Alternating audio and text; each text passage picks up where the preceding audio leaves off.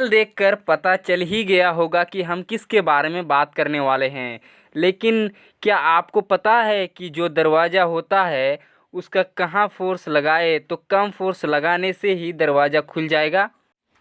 और जो हम लोग नट को टाइट करने के लिए रेंज यूज़ करते हैं यानी पाना, तो कैसा रेंज यानी पाना यूज़ करें कि कम फोर्स लगाने पड़े, ये सब कुछ जानेंगे इस वीडियो में। तो चलिए शुरू करते हैं।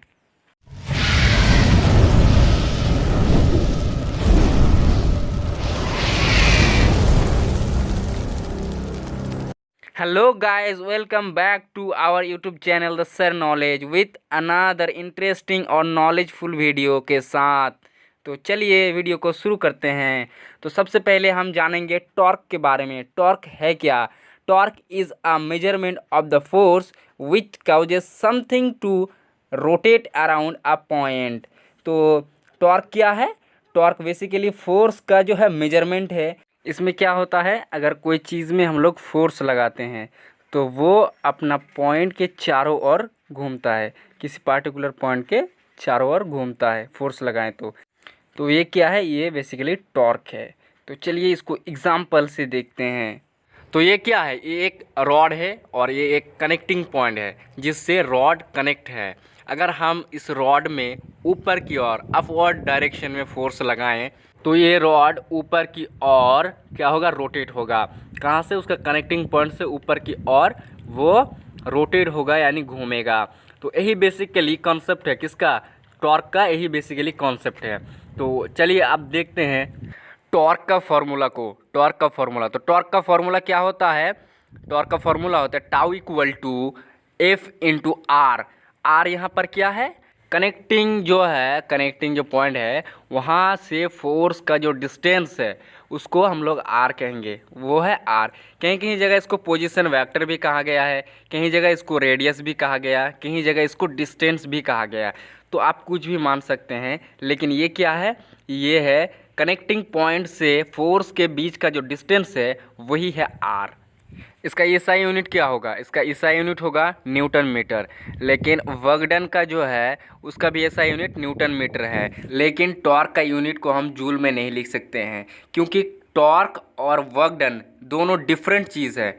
वर्क डन और टॉर्क दोनों डिफरेंट चीज़ है। तो इसलिए वर्क डन में जो उसका रिजल्ट आता है उसको हम जूल में लिख सकते हैं, लेकिन जो टॉर्क का रिजल्ट आएगा उसको हम लोग जूल में नहीं लिख सकते हैं। तो चलिए यहाँ पर टॉर्क के फॉर्मूले से एक प्रॉब्लम को सॉल्व करते हैं। यहाँ पे क्या है? एक नट है। इस नट यानी बोल्ट, उसको हम लोग क्या करेंगे? उसको एक रेंज से यानी पाना से उसको लूज़ करेंगे या टाइट करेंगे। और रेंज का लेंथ कितना है? रेंज का लेंथ है 10 सेंटीमीटर। कितना है? 10 सेंटीमीटर यानी 0.1 मीटर, यानी 0.1 मीटर। और इसमें कितना फोर्स लगा रहे हैं? 10 न्यूटन फोर्स लगा रहे हैं। यहाँ पर 10 न्यूटन फोर्स लगा रहे हैं। तो अब देखते हैं इसमें टॉर्क कितना मिलेगा। तो इसके लिए फोर्स कितना हुआ? 10 न्यूटन। और जो आर है वो कहाँ से है? तो वो कहाँ से है? जो बोल्ट है वहाँ से रेंज का जिस जगह पे फोर्स लगा रहे हैं उसका डिस्टेंस जो आएगा वो है आर। तो आर यहाँ पर कितना आएगा? आर आएगा 10 सेंटीमीटर। 10 सेंटीमीटर यानी 0.1 मीटर। तो अब टॉर्क कितना मिलेगा? तो टॉर्क का फॉर्मूला क्या है? टाउ इक्वल टू क्या है? F into R. F into R. F क्या है? एफ है 10 और आर क्या है? 0.1 मीटर। तो हो जाएगा 1 न्यूटन मीटर। 1 Newton metre. लेकिन अगर सेम सिस्टम में अगर छोटा रेंज को लाएंगे, मतलब रेंज का जो लेंथ होगा उसको कम करेंगे, यानी छोटा साइज का, मतलब उसका लेंथ छोटा होगा, ऐसा रेंज को लाएंगे तो उसमें कितना टॉर्क कैलकुलेट होता है वो चेक करेंगे। अमाउंट ऑफ फोर्स सेम रहेगा, सिर्फ उसका क्या रहेगा? उसका जो लेंथ है, रेंज का लेंथ है वो छोटा रहेगा। तो चलिए अब देखते हैं इसमें कितना टॉर्क कैलकुलेट होता है। यहाँ पर फोर्स कितना है? फोर्स यहाँ पर है 10 न्यूटन। और आर कितना है? आर है 5 सेंटीमीटर। 5 सेंटीमीटर यानी 0.05 मीटर। 0.05 मीटर। तो चलिए कैलकुलेट करके देखते हैं। तो टाउ इक्वल टू क्या होगा? F into R. तो एफ क्या है? यहाँ 10 है, multiply with 0.05 equal to answer कितना आएगा? 0.5 न्यूटन मीटर।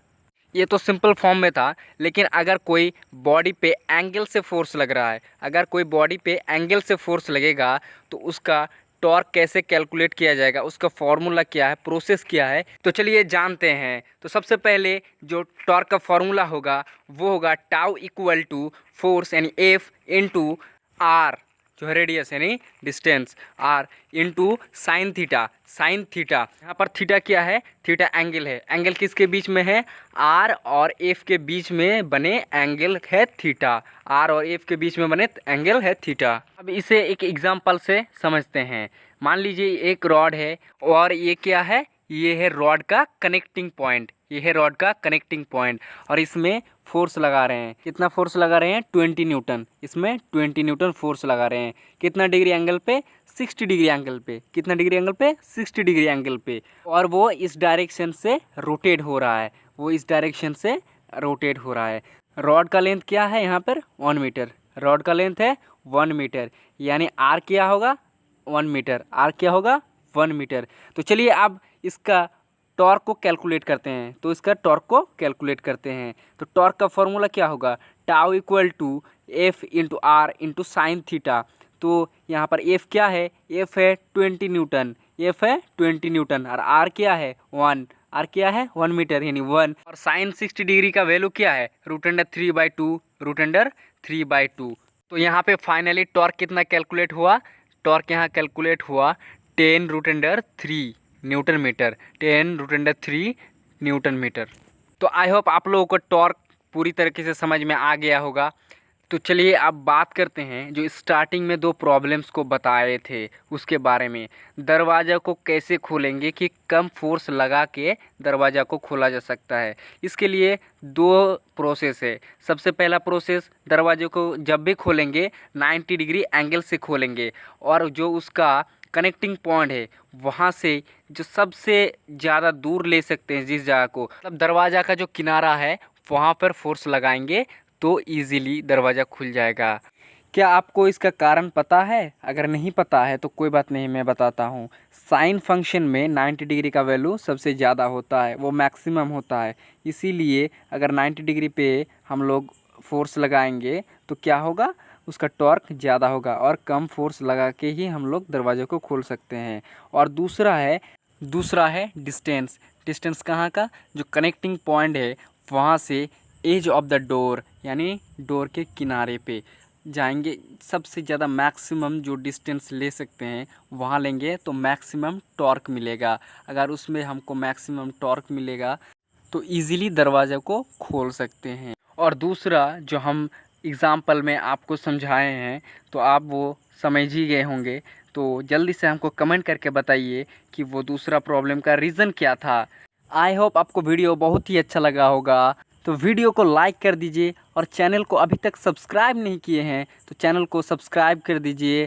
और वीडियो के बारे में कुछ बताना है तो कमेंट करके ज़रूर बता सकते हैं।